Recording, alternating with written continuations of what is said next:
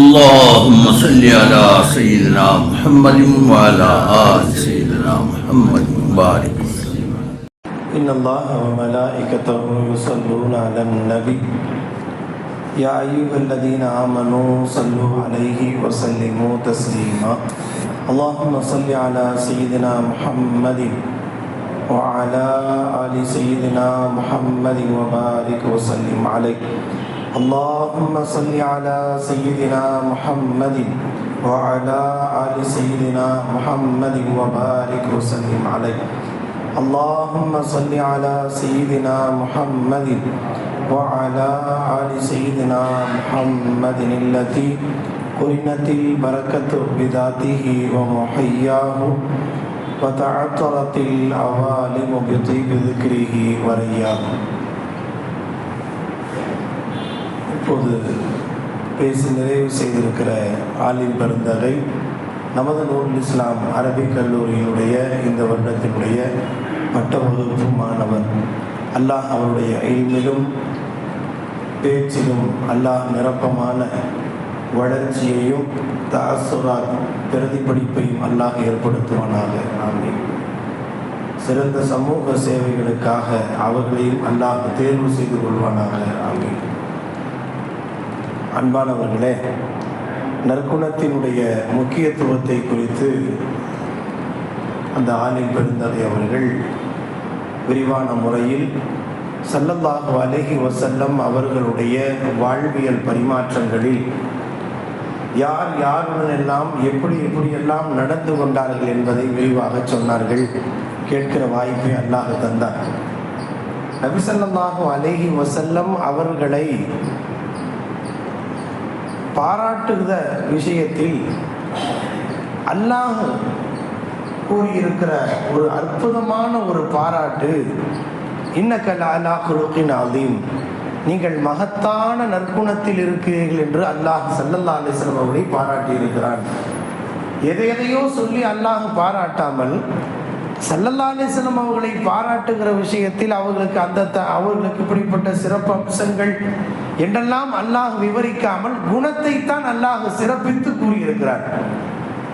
குணத்தால் அழகுபடுத்தியது யார் என்றால் அல்லாஹ் தான். அழகுபடுத்தி விட்டு அதே அல்லாஹ்வை தன் ஹபீபை புகழ்ந்து பேசுகிறார். சில சமயங்களில் குழந்தைகளை நாம் யோசித்து பாருங்கள். குழந்தை தன்னுடைய கை குழந்தையாக இருப்பவர் நஜீஸிலே புரண்டு கொண்டிருக்கும். தாய் வருவாள். வந்தவுடனே பிள்ளை இப்படி நஜீஸில் கிடக்குதுன்னு எடுத்து அதை சரி செய்து அவளை அந்த குழந்தையை குளிக்க வைத்து நல்ல ஆடையை அணிவித்து பவுடர் பூசி மைய போட்டு என்னென்ன டெக்கரேஷன் பண்ணுமோ எல்லாத்தையும் பண்ணிட்டு என் புள்ள என்ன அழகு என்று அந்த தாய் சொல்லுவதை நாம் பார்க்கிறோம். அழகுபடுத்தியவள் என்னவோ தாய் தான். அழகுபடுத்தி விட்டு அந்த தாயை என் புள்ள என்ன அழகு என்று சொல்லுவார். இது யதார்த்தத்தில் நாம் பார்க்கிறோம். ஸல்லல்லாஹு அலைஹி வஸல்லம் அவர்கள் அழகான கரத்தில் இருப்பதாய் அல்லாஹ் சொல்கிறானே, ரசூல் சொல்கிறார்கள், அத்தபனி ரப்பி ஃபஅஹ்ஸன தஅதீபி, இந்த குணங்கள் எல்லாம் எனக்கு சொந்தமானவை அல்ல, என்னை இப்படி ஒழுக்கப்படுத்தியது என் ரப்பு தான் என்று அல்லாஹ்விடத்தில் திரும்ப சொன்னார்கள். இப்படி என்னை அழகாக அழகான நற்குணத்தோடு என்னை அழகுபடுத்தியவன் அல்லாஹ்தான். ஏனென்றால் உலகத்தில் எல்லோருக்கும் நற்குணத்தை நல்லது கெட்டதுகளை கற்றுத்தருவதற்கு பெற்றவர்கள் இருப்பார்கள். இங்கே பிறப்பதற்கு முன்னால் தந்தையை அல்லாஹ் அழைத்துக் கொள்கிறான். 6 வயதாகி சொல்லி தருகிற வயதில் அல்லாஹ் தாயாரையும் அழைத்துக் கொள்கிறான். இப்போது ஸல்லல்லாஹு அலைஹி வஸல்லம் அவர்களுக்கு குணத்தின் குன்றாய் நற்குணத்தின் நாயகராய் ஸல்லல்லாஹு அலைஹி வஸல்லம் அவர்களை முழுமையாய் உருவாக்கியவன் அல்லாஹ் தான். அந்த ரப்பு தன் ஹபீபை பார்த்து புகழ்கிறான், மகத்தான குணம் உங்களுக்கு இருக்கிறது, என்ன நாயகமே என்று அல்லாஹ் பாராட்டி பேசி இருக்கிறான்.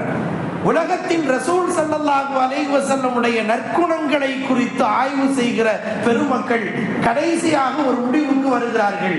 ஸல்லல்லாஹு அலைஹி வஸல்லம் அவர்களை போன்ற ஒரு குணக்குன்றை உலகத்தின் எந்த தலைவரின் வாழ்க்கையிலும் காண முடியவில்லை. நிறைய தலைவர்கள் வந்தார்கள், அப்படி வாழணும் இப்படி வாழணும் நிறைய தத்துவங்களை பேசியவர்கள் உண்டு. அரிஸ்டாட்டில் உண்டு, பிளேட்டோ உண்டு, ஆர்கிமிடிஸ் உண்டு, ஐன்ஸ்டீன் உண்டு, நிறைய தலைவர்கள் வந்தார்கள், நிறைய கருத்துக்களை பேசினார்கள், தத்துவங்களை பேசினார்கள். அது உலக புகழ்பெற்ற தத்துவங்களாய் மாறின தவிர தத்துவ ஞானிகள் தங்களின் வாழ்க்கையில் எப்படி சாதித்தார்கள் அப்படின்னா, பலருடைய வாழ்க்கை 0, பலருடைய வாழ்க்கை 40%, பலருடைய வாழ்க்கை 50%, அதுக்கு மேல சொல்ல முடியல. ஆனால் ஸல்லல்லாஹு அலைஹி வஸல்லம் அவர்கள் குறித்து உலகத்தின் நிறைய தலைவர்கள் நாம் அடிக்கடி கேள்விப்பட்டிருக்கலாம்.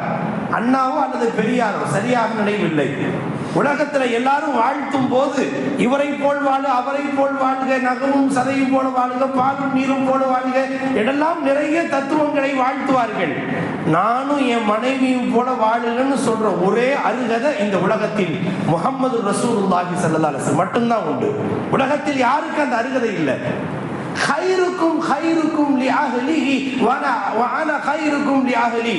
உங்களில் சிறந்தவர் உங்கள் மனைவியிடத்தில் சிறந்தவர்னு சொல்லி முடிக்கல.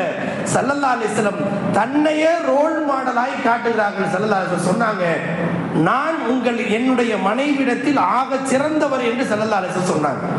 இப்படி சொல்றதுக்கே ஒரு தெம்பு வேண்டும் இல்லையா? மனைவிடத்தின் நற்குணத்தின் நாயகராய் பெயர் பெறுவது என்பது அது அவ்வளவு சீக்கிரமான விஷயம். நிறைய ஊர் உலகத்தெல்லாம் பேர் வாங்கலாம். இவர் வண்டவானம் எல்லாம் இந்த குடும்பத்தின் 4 சுவற்றுக்குள் தெரியும். எனவே குடும்பத்தில் மனைவிடத்தில் பெயர் பெறுவது என்பது அவ்வளவு சீக்கிரம் சாதிக்கிற ஒரு பெரிய விஷயம். அது அதில் சாதித்தார்கள் ஸல்லல்லாஹு அலைஹி வஸல்லம். அதனால தான் வஅன கைருக்கும் லிஅஹ்லி என்று ஸல்லல்லாஹு அலைஹி வஸல்லம் சொன்னார். என் மனைவியிடத்தில் நான் சிறந்தவர். அப்படி ஒரு சர்டிபிகேட்டை ரசூலும் சொன்னார்கள். வாழ்ந்து சென்றிருக்கிற மனைவிகள் அத்தனை பேரும் சொன்னாங்க. அவரவருடைய உணர்வுகளை புரிந்து நடந்தார்கள் ஸல்லல்லாஹு அலைஹி வஸல்லம். ஒன்று தெரிஞ்சுக்கணும், மனிதர்கள் அத்தனை பேரும் ஒரே மாதிரியா படைக்கல. அல்லாஹ்வுடைய அமைப்பு அப்படி. ஒரு தாய்க்கு பிறந்தவராக இருந்தால் அண்ணன் தம்பியும் ஒரே மாதிரி இருக்கிறது இல்லை. 5 விரலும் ஒன்று போல் இருப்பதில்லை என்பதை போல பிறக்கிற ஒரு தாய்க்கு 5 பேர் பிறந்தாலும் 5 பேரும் 5 வடிவத்தில், 5 தோற்றத்தில், 5 நிறத்தில், 5 குணங்களில் தான் படைக்கப்படுகிறார்கள். அல்லாஹ்வுடைய சிஸ்டம் என்ன? ஒரு அண்ணன் இப்படி இருக்காரு, தம்பி இப்படி இருக்க, பேச்சே சரியில்லை. ஏன்னா அல்லாஹ்வுடைய அமைப்பு அப்படி. நான் இப்படி என்னுடைய வயிற்றில் பிறந்து ஏன் இப்படி என்றால் அல்லாஹ்வுடைய சிஸ்டம் இந்த உலகத்தில் ஒன்று போல் மற்றொன்று இருக்காது. அது உலகத்தின் பொருள் மட்டுமல்ல, மனிதர்களும் அப்படித்தான். மாறுபட்ட குணங்கள், மாறுபட்ட செயல்பாடுகள், மாறுபட்ட குணாதிசயங்கள் எல்லோரையும் சேர்த்து அரவணைக்கிற ஒரு அழகான பண்பு முஹம்மது ரசூலுல்லாஹி ஸல்லல்லாஹு அலைஹி வஸல்லம் அவர்களுக்கு மட்டுமே இருந்தது. அந்த குணத்தினுடைய குன்றாய் ஸல்லல்லாஹு அலைஹி வஸல்லம் அவர்களை அந்த கோணத்தில் பார்த்து அவர்களை பின்பற்ற வேண்டும். நமக்கு ரோல் மாடல் ரீல்ஸ்ல வரக்கூடிய நாயகர்கள் அல்ல. நமக்கு ரோல் மாடல் எவனோ சினிமா நட்சத்திரம் அல்ல. நமக்கு ரோல் மாடல் முஹம்மது ரசூலுல்லாஹி ஸல்லல்லாஹு அலைஹி வஸல்லம். அவங்க யார்கிட்ட எப்படி நடந்துக்கிட்டாங்க? மனைவியிடம், பணியாளரிடம், மாற்று சமூகத்தினரிடம், தன்னோடு பக்கத்து வீட்டுக்காரராக இருந்தவரிடம், தன்னை எதிர்த்து போராடிய எதிரிகளிடம் ஸல்லல்லாஹு அலைஹி வஸல்லம் எப்படி நடந்து கொண்டார்கள் என்பதை பார்த்து நாம் பாடம் பயில வேண்டும். ஸல்லல்லாஹு அலைஹி வஸல்லம் வாழ்க்கையினுடைய முன்மாதிரி குறித்து புகாரியில பிரபலமான ஒரு ஹதீஸ். அந்த ஒன்றே போதும் மற்றவர்களின் உணர்வுக்கு, குறிப்பாய் தன்னுடைய வாழ்க்கை துணைவியாய் இருக்கிற லைஃப் பார்ட்னருக்கு ஸல்லல்லாஹு அலைஹி வஸல்லம் அந்த உணர்வுக்கு மதிப்பளித்தார்கள் என்பதற்கான ஒரு சான்றாய். ஸல்லல்லாஹு அலைஹி வஸல்லம் ஒரு மனைவி வீட்டில் தங்கி இருக்கிறார்கள். அதாவது ஸல்லல்லாஹு அலைஹி வஸல்லம் அவர்களுக்கு மதீனாவின் வாழ்க்கையில் விதவைகளுக்கு வாழ்வுரிமை கொடுப்பதற்காக, தீனை பரப்புவதற்காக, பல காரணங்களுக்காக ஒரே நேரத்தில் 9 விதவைகளோடு, விதவை பெண்களோடு 9 மனைவியரோடு வாழக்கூடிய சூழலை அல்லாஹ் ஏற்படுத்தினார் என்பது நாம் அறிந்திருக்கிறோம். அதற்கு பல காரணங்கள் அறிஞர் பெருமக்களால் விளக்கி சொல்லப்பட்டிருக்கிறது. அது விரிவுகள் நமக்கு தேவையில்லை. ஒரு மனைவி ஒவ்வொரு நாளும் ஒவ்வொரு மனைவியரின் வீட்டிலே ஸல்லல்லாஹு அலைஹி வஸல்லம் தங்குவார்கள். நீதத்தை சரியாக நிலைநாட்டுபவர்கள் அல்லவா ஸல்லல்லாஹு அலைஹி வஸல்லம். எனவே இங்க ஒரு நாள், அங்க ஒரு நாள், அங்க ஒரு நாள் நீதத்தில் சரியா ஸல்லல்லாஹு அலைஹி வஸல்லம் நடந்துக்கிட்டாங்க. ஒரு மனைவி வீட்டிலே தங்கி இருக்கிறார்கள். இன்னொரு மனைவியின் வீட்டிலே இருந்து இன்னைக்கு ஒரு புதிதாக ஒரு இனிப்பு பதார்த்தத்தை செய்கிறார். ரசூல் இல்லாம நாம் மட்டும் எப்படி சாப்பிடுறதுன்னு அவங்க மனசு கேட்கல. அதனால் என்ன செய்தார்கள்? சரி ரசூல் ஸல்லல்லாஹு யார் வீட்டில் இருக்காங்களோ அங்கே கொடுத்து அனுப்பலாம் என்று நினைத்து அவர்கள் தன் வீட்டில் இருந்த ஒரு பாத்திரத்தில் அந்த ஒரு இனிப்பு பதார்த்தத்தை செய்து ஸல்லல்லாஹு அலைஹி வஸல்லம் யார் வீட்டில் இருக்காங்களோ அங்கே அடிமை இடத்திலே ஒரு தோழர்கிட்ட கொடுத்து அனுப்புறாங்க. போனவர் ஸல்லல்லாஹு அலைஹி வஸல்லம் எந்த வீட்டில் இருக்காங்களோ அந்த வீட்டில் உள்ளே கொண்டு போய் யார் ரசூலல்லாஹ் உங்களுடைய மனைவி துணைவியார் இங்கிருந்து கொடுத்து அனுப்பிச்சாங்கன்னு கொடுத்து அனுப்புகிறார்கள். இதை வாங்குவதற்கு முன்பாகவே அந்த வீட்டில் இருக்கிற மனைவி இருக்கிறார்களவா அவருக்கு கொஞ்சம் ரோஷம் வேகமா வந்துருச்சு. ஏன் என் வீட்டில் இருக்கும்போது நான் கவனிக்க தெரியாதா? இன்னொருத்தர் வீட்டில இருந்து வரணுமா? அவங்க வீட்டுக்கு ரசூலுல்லாஹ் வரும்போது கவனிச்சுக்க வேண்டியதானே? ஏன் எனக்கெல்லாம் நாங்கள் சரியா கவனிக்க மாட்டோமோ என்றெல்லாம் அவருக்கு ஒரு ரோஷம் வந்த வேகத்தில் அதை பெருமானார் பெறுவதற்கு முன்பதாகவே தட்டி விட்டார்கள். கீழே விழுந்தது, பாத்திரமே உடைந்தது. இது மாதிரி ஒன்று நடந்திருந்தா என்ன ஆயிருக்கும் நம்ம வீட்டில் யோசிச்சு பாருங்க. தடால் முடால்னு சட்டு முட்டு சாமான்கள் எல்லாம் உருளும், ஓங்கி அரைஞ்சிருவோம், எல்லாம் நடக்கும். இது உலகத்தில் குடும்பவியல் வாழ்க்கை நடக்கிற விஷயம். ஆனா ஸல்லல்லாஹு அலைஹி வஸல்லம் ஒன்றுமே செய்யவே இல்லை. என்ன செய்தார்கள் தெரியுங்களா?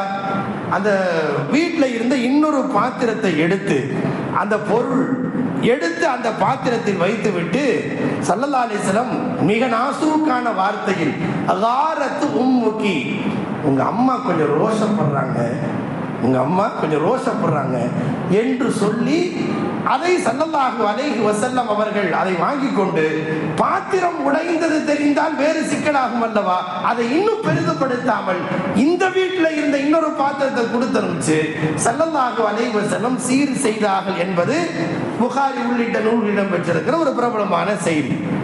இப்போ யோசிச்சு பாருங்க, ஒரு மனைவியை வச்சே நம்ம வாழ்க்கையில் என்ன படாத பாடுபடுறோம்னு அவங்களுக்கு தெரியும். 9 மனைவியரோடு 9 பேருடைய குணாதிசயங்களும் ஒன்று போல் இல்லை. அத்துணை பேருடைய குணாதிசயங்களை ஸல்லல்லாஹு அலைஹி வஸல்லம் அட்ஜஸ்ட் செய்து அனுசரணையோடு யார் யாருக்கு என்னென்ன மதிப்பளிக்க வேண்டும் என்ற உணர்வுகளுக்கு மதிப்பளித்து வாழ்ந்து காட்டினார்கள் அல்லவா, அங்கேதான் ஸல்லல்லாஹு அலைஹி வஸல்லம் வரலாற்றில் வாழ்கிறார்கள். உலகத்தில் ரசூல் ஸல்லல்லாஹு அலைஹி வஸல்லமுடைய குணத்தை ஒரு பக்கம் வைத்துவிட்டு உலகத்தின் எல்லா தலைவர்களும் சாதனையாளர்களும் என்ன வைத்து பார்த்தாலும் ஒப்பிட்டு பார்த்தல் என்பது கம்பேரிட்டிவ்ங்கிறது ஸல்லல்லாஹு அலைஹி வஸல்லம் விஷயத்தில் பொருந்தவே பொருந்தாது. ஏன் அல்லாஹ்வே சொல்லிட்டா இன்னக லஅலா குலுகின் அதீம், மகத்தான நற்குணத்தில் உங்களை படைத்திருக்கிறோம். எனவே ஸல்லல்லாஹு அலைஹி வஸல்லம் அவர்களை சுன்னத்துகள் என்ற அடிப்படையில் உண்ணுதல் உறங்குதல் மற்ற எல்லா விஷயங்களையும் பின்பற்றுதல் எப்படி முக்கியமோ அதுபோல் ஸல்லல்லாஹு அலைஹி வஸல்லமுடைய நற்குணங்களிலேயும் நாம் அவர்களை பின்பற்ற வேண்டும். ஸல்லல்லாஹு அலைஹி வஸல்லம் எப்படி மனைவியோடு நடந்து கொண்டார்கள்? நம்ம கேட்கிற ஒரு விஷயம் என்னன்னா, ஸல்லல்லாஹு அலைஹி வஸல்லம் வீட்டில் ஏன் இப்படி ஒரு விஷயம் நடக்கணும்? அவங்க வீட்டில் ஒரு மனைவி எதுக்கு இப்படி கதவு இது மாதிரி தட்டி விட்டு தட்டு உடையணும் என்றால், அப்படி ஒண்ணு நடக்கலன்னு வைங்க, நம்ம வீட்டில் தட்டு உடைஞ்சா என்ன செய்யணுங்கிறது நமக்கு தெரியாம போயிருக்கும் இல்லையா? ஸல்லல்லாஹு அலைஹி வஸல்லம் எல்லா விஷயத்திலும் முன்மாதிரி என்றால், ரசூல் ஸல்லல்லாஹு அலைஹி வஸல்லம் வீட்டில் எந்த பிரச்சனையும் இல்லாம அமைதியா வாழ்ந்து முடிச்சுட்டு போயிட்டாங்கன்னு வைங்க. 1500 ஆண்டுகளுக்கு பிறகு நம்ம வீட்டில் எங்காவது தட்டு உடைஞ்சிச்சு, கண்ணாடி உடைஞ்சிச்சு, தட்டு முட்டு சாமான்கள் உருட்டப்படுகிறது, பிரச்சனை பெரிதாகிறது என்றால் அதற்கு தீர்வு வேண்டும் அல்லவா? ரசூலின் வாழ்க்கையில தட்டு உடைந்ததற்கு என்ன தீர்வு என்பதை பார்த்து நாம் பயின்று அதை பார்த்து நாம் சுன்னத்துகளை பேணி நடப்பதற்கு ஒரு வாய்ப்பாகவே அல்லாஹ் இப்படி ஒரு ஒன்றை ஏற்படுத்துகிறார். அப்படி ஒன்று நடக்கலன்னு வைங்க, யோசிச்சு பாருங்க. அவங்க ரசூலுல்லாஹ் அவங்க வீட்டில் பிரச்சனையே இல்லை அப்படின்னு இல்லை, குடும்பத்தில் அந்த பிரச்சனையை எப்படி அணுகினார்கள் என்பதை வைத்து நாம் பின்பற்ற வேண்டும் அல்லவா? லக்கது கான லக்கும் ஃபீ ரசூலில்லாஹி உஸ்வத்துன் ஹஸனா. உன் ரசூலின் வாழ்க்கையிலே முன்மாதிரி என்றால் அது சாப்பிடுவது குடிப்பது மட்டுமல்ல, எந்த பிரச்சனையை எப்படி அணுகினார்கள் என்பதிலேயும் முன்மாதிரி இருக்கிறது. ஸல்லல்லாஹு அலைஹி வஸல்லம் அவர்களின் வாழ்க்கையில ஒரு பெரிய ஒரு சாதாரணமான பாமரத்தனமான ஒரு மனிதர் அவர் துண்டு போட்டு தலையை பிடிச்சு இழுத்தார்னா, நான் யாரு தெரியுமா, அரேபியாவின் ஜனாதிபதி அப்படின்னு நபி ஸல்லல்லாஹு அலைஹி வஸல்லம் அவருடைய உணர்வை புரிந்து கொண்டார்கள் ஸல்லல்லாஹு அலைஹி வஸல்லம். ரசூலுக்கு அல்லாஹ் நினைத்தால் உஹது மலையை தங்கமாக்கி கொடுத்திருப்பான். அவங்க வாழ்க்கையில எதுக்குங்க கடன்கிற பிரச்சனை வருது? ஸல்லல்லாஹு அலைஹி வஸல்லம் வஃபாத் ஆகிற போது தூஃபி ரசூலுல்லாஹி ஸல்லல்லாஹு அலைஹி வஸல்லம் வதிரஹு பர்ஹூன் இந்த யஹூதியின் ஒரு யூதனிடத்தில் அடமானம் வைக்கப்பட்ட நிலையில் தான் ஸல்லல்லாஹு அலைஹி வஸல்லம் வஃபாத் ஆனதா படிக்கிறோமே. ஏங்க ரசூல் வாழ்க்கையிலையா ஸல்லல்லாஹு அலைஹி வஸல்லத்திற்கு கொடுப்பதற்கு யாரும் தயாராக இல்லையா? ரசூலுக்கு இப்படி ஒரு தேவை என்றால் கொட்டி கொடுத்திருப்பார்கள், சஹாபாக்கள் அர்ப்பணித்திருப்பார்கள் அல்லவா? அபூபக்கர் ரலியல்லாஹு, உமர் ரலியல்லாஹு, உஸ்மான் ரலியல்லாஹு கொட்டி இருப்பாங்க.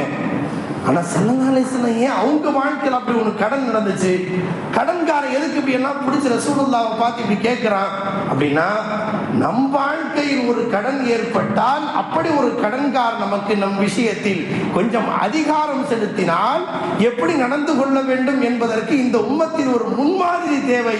அதற்கு அல்லாஹ் முஹம்மது ஸல்லல்லாஹு அலைஹி வஸல்லம் அல்லாஹ் முன்மாதிரியாக ஆக்கிட்டான். அதுதான் உண்மை.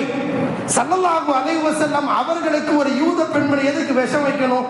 அதையே ரசூல் ஸல்லல்லாஹு அலைஹி வஸல்லம் சாப்பிடணும். அப்ப ரசூல் ஸல்லல்லாஹு அலைஹி வஸல்லம் வாழ்க்கையில் அல்ல, நமது வாழ்க்கையில் அப்படி ஒரு சிக்கல் வருகிற போது அதை எப்படி அணுக வேண்டும், இதற்காகவே அல்லாஹ் ஒரு சூழலை ஏற்படுத்துகிறார். ஆக சுருக்கம் என்னவென்றால், ஸல்லல்லாஹு அலைஹி வஸல்லம் அவர்களுடைய நற்குண வாழ்க்கைகளை நாம் பேசுவது என்பதல்ல, அதை நம்முடைய வாழ்க்கையிலே கடைபிடித்து ஒழுக முற்பட வேண்டும். அதுதான் ஸல்லல்லாஹு அலைஹி வஸல்லம் அவர்களுக்கும் நமக்குமான நெருக்கத்தை கூட்டிக் கொண்டே போகும். எந்த அளவுக்கு என்றால், ஸல்லல்லாஹு அலைஹி வஸல்லம் அவர்களை மிக நெருக்கமாக பெற்றுக்கொள்ள வேண்டும் என்று எல்லோருக்கும் ஆசை இருக்கிறது அல்லவா? ஸலவாத் எப்படி ரசூலோடு நம்மை நெருக்கமாக்குமோ அதுபோல் ஸல்லல்லாஹு அலைஹி வஸல்லம் சொன்னார்கள், இன்ன அக்ரபக்கும் மின்னி வ அஹப்புக்கும் இலைய அஹாசினுக்கும் அக்லாகன்.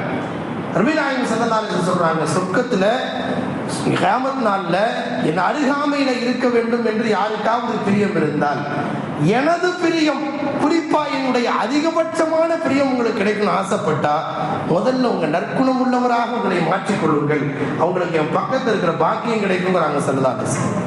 பெருசா இபாதத்து, இரவு வணக்கம், பெரிய நோன்பு, குறைந்தபட்சம் நற்குணத்தோடு நம்மை சார்ந்திருப்பவர்களை அணுகினால் போதுமானது.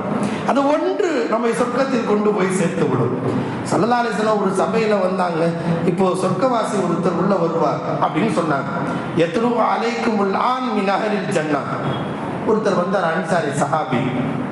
ரெண்டாவது நாளும் சொன்னாங்க, இப்போது சொர்க்கவாதி உள்ள வருவார். ரெண்டாவது நாள் அதே நபர் தான் வந்தார். மூணாவது நாள் சொன்னாங்க, இப்போ சொர்க்கவாசி உள்ள வருவார் பாருங்க சபையில். அந்த சஹாபி அன்சாரி தோழர் உள்ள வந்தார். இதை பார்த்து கொண்டிருக்கிற அப்துல் ரஹ்மான் இப்னு அம்ரு ரலியல்லாஹு அன்ஹு, அம்ரு இப்னு ஆஸ் ரலியல்லாஹு அன்ஹு அவர்களுக்கு கொஞ்சம் அவங்க மனசுல என்ன காரணத்தினால இவர் இப்படி ஒரு பாக்கியத்தை அவர் பெற்று விட்டார், எப்படியாவது அதை தெரிஞ்சுக்கணும்னு ஆசை.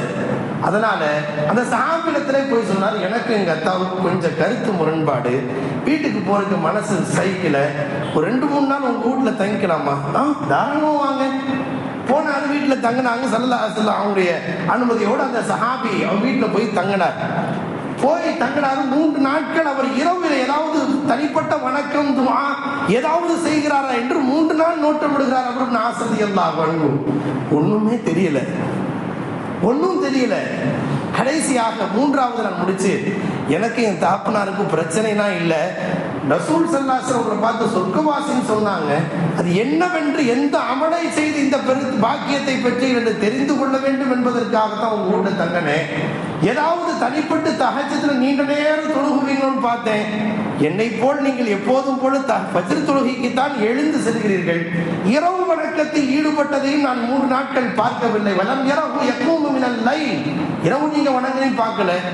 என்ன காரணம் நான் தெரிஞ்சுக்கலாமா? ஒரே ஒரு வார்த்தை, 2 செய்தியை மட்டும் அவர் அழகாக நினைவுபடுத்தினார். நான் யாரை பத்தியும் பொறாமப்படுறது இல்லைங்க. யாருடைய வளர்ச்சியை பார்த்த, நம்ம கூட வந்தவர் இவர் பாரு, காட்டுல மழை பெய்யுது, ஆப்பிள் போன் வச்சிருக்காரு, பைக்கை பார்த்தா 2 லட்சம், இவருடைய வீட்டுல ப்ராப்பர்ட்டி, அது இது, காட்டுல மழை, ஆக அந்த பேச்சே இல்லை. யாரின் வளர்ச்சியை கண்டும் நான் என் கல்வில் பொறாமை கொள்வதில்லை. நான் யாரை பற்றியும் பொறாமை கொள்வதில்லை.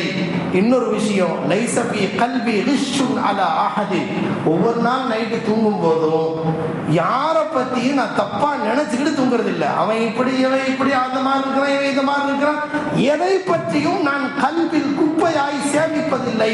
நான் எதை பற்றியும் நான் தவறான எண்ணம் கொண்டு இரவு உறங்குவதில்லை, இது ஒண்ணுதான் எனக்கு அப்படின்னு சொன்னாங்க.